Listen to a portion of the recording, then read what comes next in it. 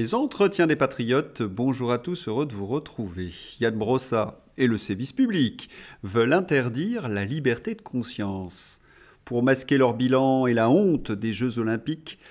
Avant de répondre à cette question et traiter de nombreux sujets, vous connaissez la coutume sur cette chaîne, je commence toujours mon entretien par remercier ceux qui m'ont permis justement de le produire, car ils m'ont financé à l'aide des merci rémunérateurs. Et aujourd'hui sont à l'honneur des fidèles parmi les fidèles, Vespadoc, Jean Merle, Philippe Bohen et Rambard. Merci à eux du fond du cœur. Et puis je tenais à vous remercier pour votre soutien indéfectible. Oui, il faut aider la réinformation, mais comment faire? On lève le petit pouce, on écrit de gentils messages, on diffuse sur d'autres réseaux sociaux et on s'abonne si ce n'est pas déjà fait. Merci à tous. L'affaire Yann Brossa. Jeux Olympiques Paris 2024, le sénateur PCF, très proche d'Anne Hidalgo, Yann Brossa, dénonce la tenue d'une prière de rue pour réparer le blasphème de la cérémonie d'ouverture. Premier mensonge de Yann Brossa, il ne s'agit pas d'une prière de rue, mais une prière de passerelle. Lundi 7 octobre, en la fête de Notre-Dame du Rosaire, environ 250 jeunes catholiques se sont réunis sur la passerelle de Billy à Paris pour un chapelet de réparation après ce mélange de blasphème, de satanisme et d'idéologie LGBT lors de la cérémonie d'ouverture des Jeux Olympiques. Autre mensonge du sénateur communiste, la prière de rue n'est pas interdite. Il y a malgré tout des conditions. En France, la liberté de conscience garantit bien le droit de prier dans la rue, à condition toutefois de ne pas troubler l'ordre public. Pour l'heure, le ministre de l'Intérieur n'a pas encore réagi. À ma connaissance, il n'y a pas eu de trouble à l'ordre public. Et là, nous sommes très inquiets justement pour les libertés publiques. Parce que Yann Brossa a des pratiques totalitaires qui nous interrogent dans le sens où elles s'attaquent au fondement de nos principes républicains. Alors Yann, bientôt le goulag pour tous ceux qui n'apprécient pas les spectacles festifs. Cette information a fait bien évidemment le buzz dans toute la presse aux ordres et notamment sur ces à vous, où Yann Brossa a son rond de serviette. Le ministre Laurent Saint-Martin a été interrogé suite justement au coup de gueule de Yann Brossa. Ça va à l'encontre de ce que l'immense majorité des Français et du monde entier ont pensé de la cérémonie d'ouverture des Jeux Olympiques. Si c'était peut-être légal, je crois que c'est assez méprisable. Petite précision pour ces journalistes du sévice public et pour ces macronistes. Le monde entier ne se limite pas au quartier du Marais, à l'hôtel de ville ou au 11e arrondissement. Cette cérémonie a été une honte planétaire, à tel point que pour la première fois dans l'histoire, elle a été critiquée et condamnée par de nombreux chefs d'État, quelle que soit leur religion. Je rappelle également que la charte des Jeux Olympiques a été bafouée puisqu'elle interdisait le blasphème et le prosélytisme. À la suite de ces Jeux Olympiques, de nombreux sponsors ont rompu avec le CIO Woke, comme la marque Toyota. Je vous renvoie par ailleurs à ma vidéo sur le sujet, je la remets dans ma description. Général Alcazar, les Jeux Olympiques.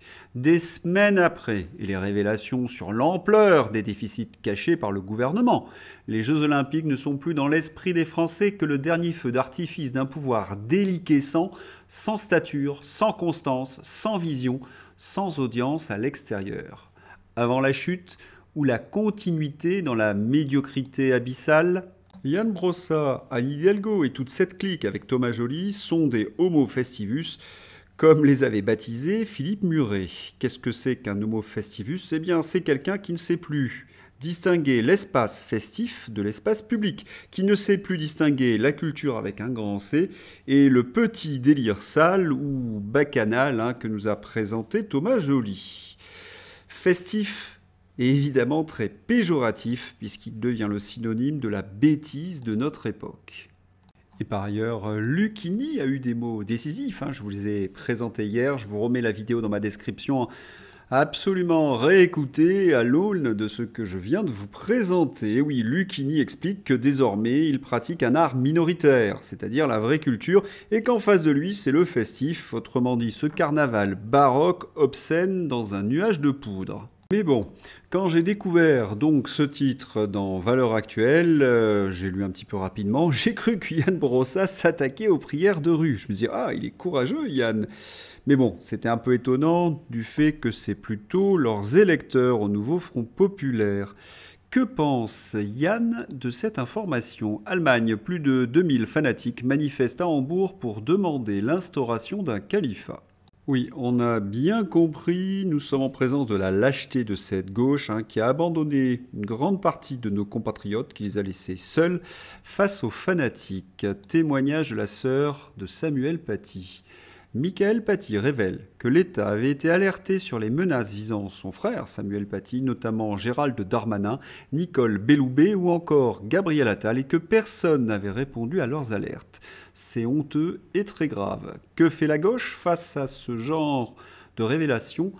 Michael Paty dénonce le meurtre de son frère par un fanatique, la gauche s'en prend à elle et la traite de fasciste et de raciste. C'est pire que de la soumission, c'est de la complicité. Quant aux bien-pensants, les européistes béats, ils en sont à un point de soumission, de non-retour d'ailleurs, qui avait été dénoncé par Houellebecq dans un roman du même nom, Soumission. Hommage à Dominique Bernard, autre professeur assassiné. Le discours du maire centriste d'Arras, Frédéric Le Turc. Si tu diffères de moi, mon frère, loin de me léser, tu m'enrichis. C'est à se demander s'ils en redemandent.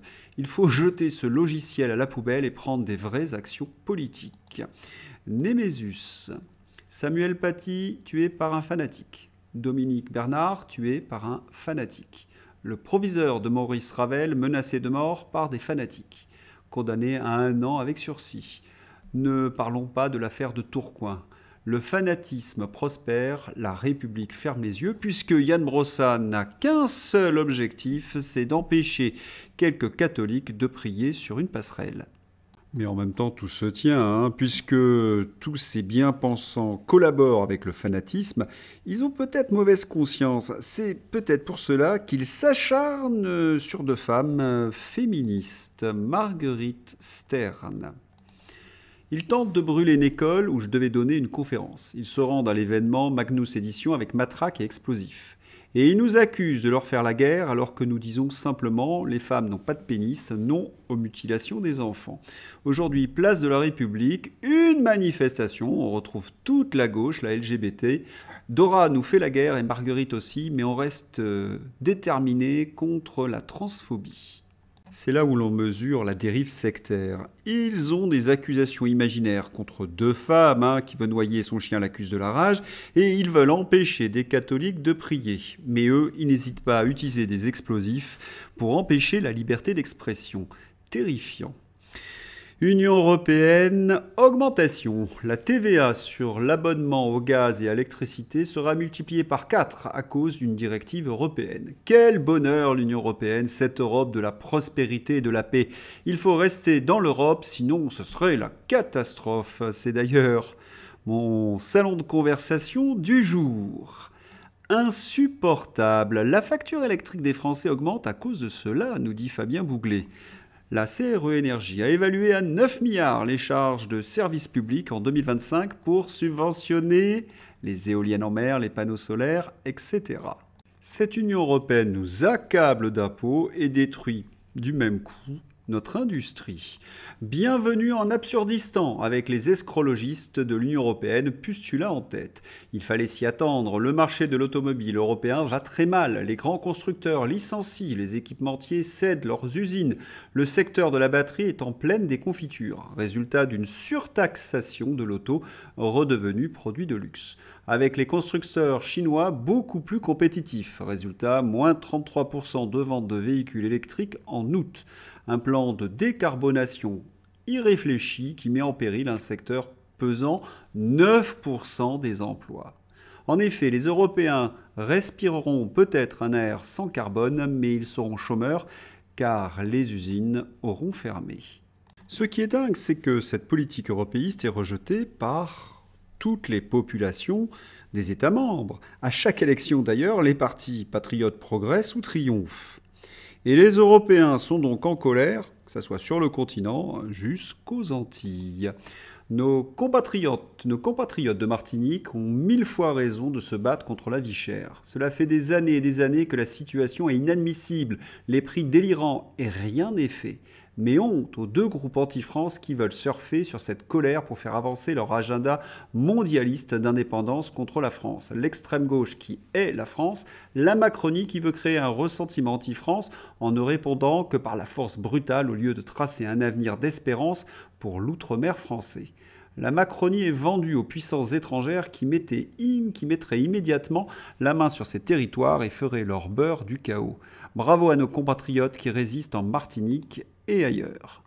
International, élection américaine, Donald Trump, qu'est-il arrivé à son dernier meeting? Une troisième tentative d'assassinat contre le président Donald Trump a été déjouée samedi à la dernière minute lorsque la police locale a arrêté un homme armé d'armes à feu et de faux laissez-passer devant son rassemblement à Coachella-Valley, a déclaré le shérif local.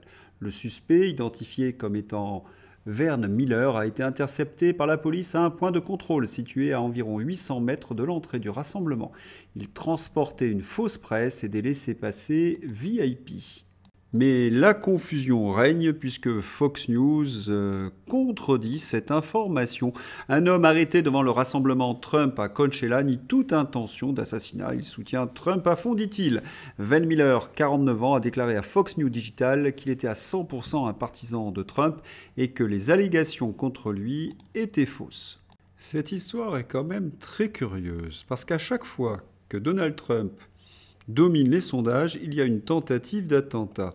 C'est quand même fou. En effet, les sondages récents sont plus que favorables à Donald Trump, ce qui laisse entrevoir la possibilité d'une victoire écrasante de l'ancien président. Allez, il ne reste plus que quelques semaines.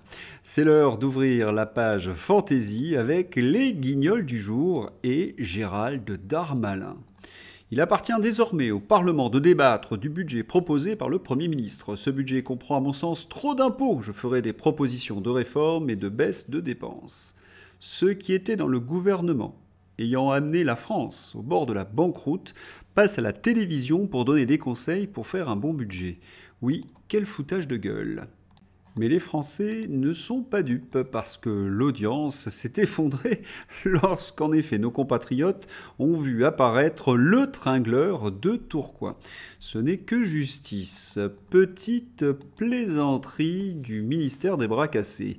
Yael Braun-Pivet. C'est normal d'augmenter le budget de l'Assemblée nationale car nous allons avoir beaucoup de travail, beaucoup de lois à voter en matière d'austérité.